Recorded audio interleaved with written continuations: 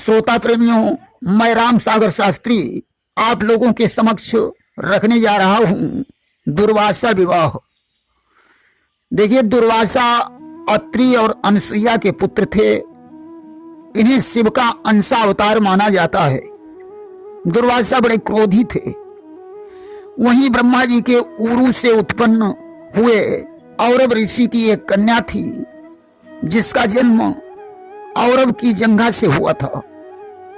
उन्होंने उस पुत्री का नाम कंदली रख दिया था। कन्या जब विवाह के योग्य हो गई तो औरव ऋषि को उसके विवाह की चिंता सताने लगी। कंदली अपना विवाह दुर्वासा ऋषि के साथ करना चाहती थी। और लोक वेद विदित इतिहासा, जानत सब क्रोधी दुर्वासा। सारा संसार जानता है कि दुर्वासा बड़े क्रोधी महात्मा हैं। औरव को पता था कि कंदली में गुणों के अतिरिक्त क्रोधपूर्ण कटुवचन बोलने का भी अवगुण है। परंतु पुत्री की भावना को देखकर औरव ने दुर्वासा से अपनी कन्या का मनोरथ प्रकट किया।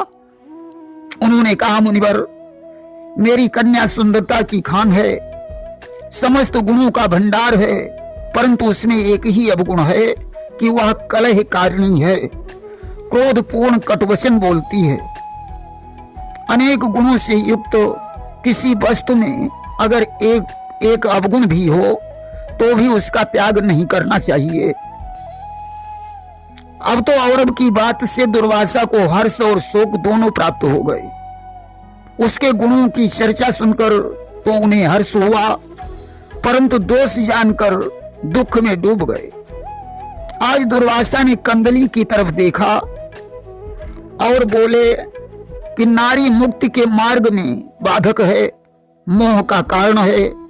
नारी सदा सदा साथ देने वाली सहगामिनी भी है। सुंदर स्त्री वाला पुरुष जन्म मरण के बंधन से मुक्त नहीं हो पाता। भगवान के चरणों की सेवा ही सर्वश्रेष्ठ है। परंतु हे मुनिश्रेष्ठ, मैं आपके इस प्रणय संबंध को भी ईश्वर की इच्छा ही मानता हूं। अस्तु, मेरी एक शर्त है, मैं आपकी पुत्री के 100 अपराधों को क्षमा कर दूंगा। इससे अधिक होने पर उसका फल इसे भोगना पड़ेगा। कि हे मुनिवर, मैं इस कन्या के 100 तक अपराध छोड़ दूंगा। जब 100 से भी बढ़ जाएंगे तो सारा मोह तोड़ दूंगा। क्योंकि स्त्री के कटुवचनों को सुनते रहना यह पुरुष के लिए सबसे बड़ी निंदा की बात है। आज तो औरव ने विचार किया कि चलो विवाह तो कर ही दिया जाए, आगे ईश्वर की इच्छा। आज वैदिक विधान से कंदली और दुर्वासा का विवाह हो गया कि कन्यादान और वरिष दीना और विधिवत दुर्वासा सोलीना। पाणी ग्रहण के पश्चात औरव ने दहेज भी दिया। पुत्री को विदा करते समय उनकी आंखों में आंसू आ गए। पुत्री को हृदय से लगाकर औरव ने नारी धर्म का उपदेश दिया।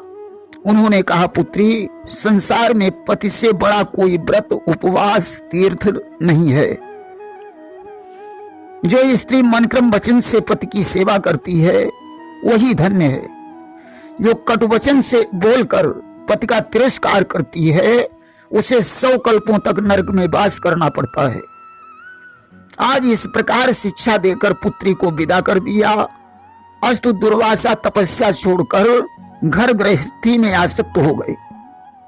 अब तो कंदली प्रतिदिन दुर्वासा के साथ कलह करने लगी।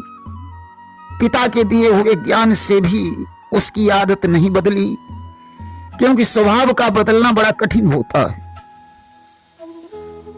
कि गालियां सुनी, अपमान सहे, फिर भी वह साथ न छोड़ा था। कंदली और दुर्वासा का चतुरा चतुरी का जोड़ा था। धीरे धीरे कंदली के 100 अपराध पूरे हो गए।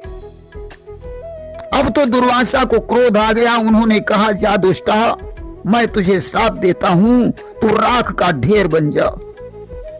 इतम की श्राप मुनि दीन गहाई, अक्षण मा देह भस्म हुई जाई।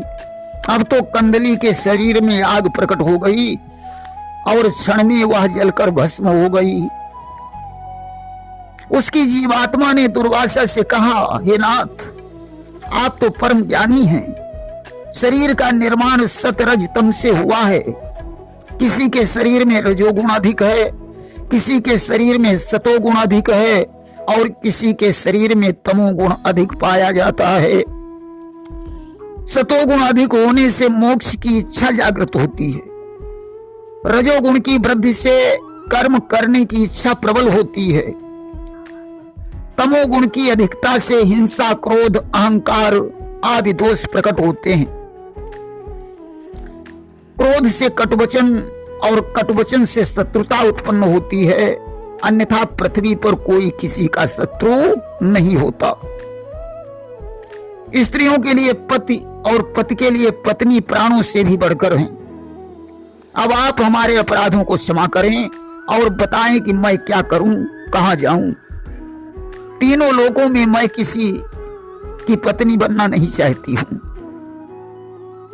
दुर्वासा ये सब सुनकर शोक से मूर्छित हो गए। जब उन्हें चेत आया तो उन्होंने प्राण त्यागने का विचार बनाया। योगासन लगाकर वायु धारणा प्रारंभ कर दी। इतने में वहां एक ब्राह्मण बालक आ गया। उसके हाथ में दंड और चक्र था, लाल वस्त्र, ललाट में चंदन, श्यामल स्वरूप। ऐसा ब्राह्मण बालक दुर्वासा के पास आ गया। दुर्वासा ने उस बालक को प्रणाम किया और उस बटुक ब्राह्मण का विधिवत पूजन किया। बालक ने कहा, विप्रदेव, आप तो सर्वज्ञ हैं। ब्राह्मणों का धर्म तपस्या है। तपस्या छोड़कर आप शरीर का त्याग करने जा रहे हैं। संसार में कौन किसका पति है और कौन किसकी पत्नी है, यह तो मूर्खों को बहलाने के लिए श्रीहरि की माया है। कंदली तो आपकी झूठी पत्नी थी। सत्य वह होता है जो चिरकाल तक साथ रहे।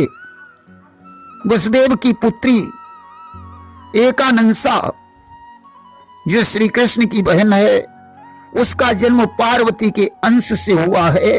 वह सुशीला और चिरजीवनी है। इसलिए आप कुछ दिनों तक तपस्या करें। कंदली पृथ्वी पर कंदली जाति बनेगी।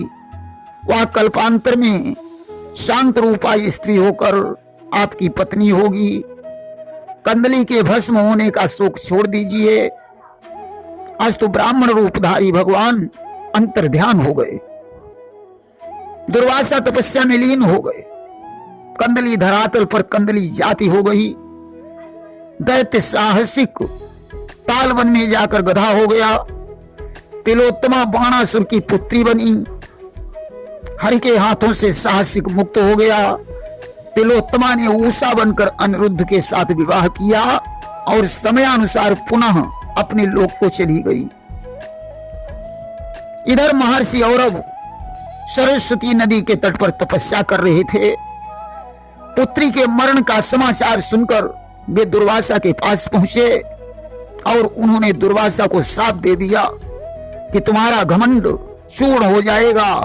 अस्तु राजा अम्बरीश के साथ टकराने से दुर्वासा का पराभव हुआ। जब भगवान का चक्र सुदर्शन उनके पीछे पड़ गया और इन्हें अंत में तीनों लोकों में कहीं शरण नहीं मिली। अस्तु अम्बरीश की शरण में ही जाना पड़ा। प्रेम से बोलिए वृंदावन बिहारी लाल की जय।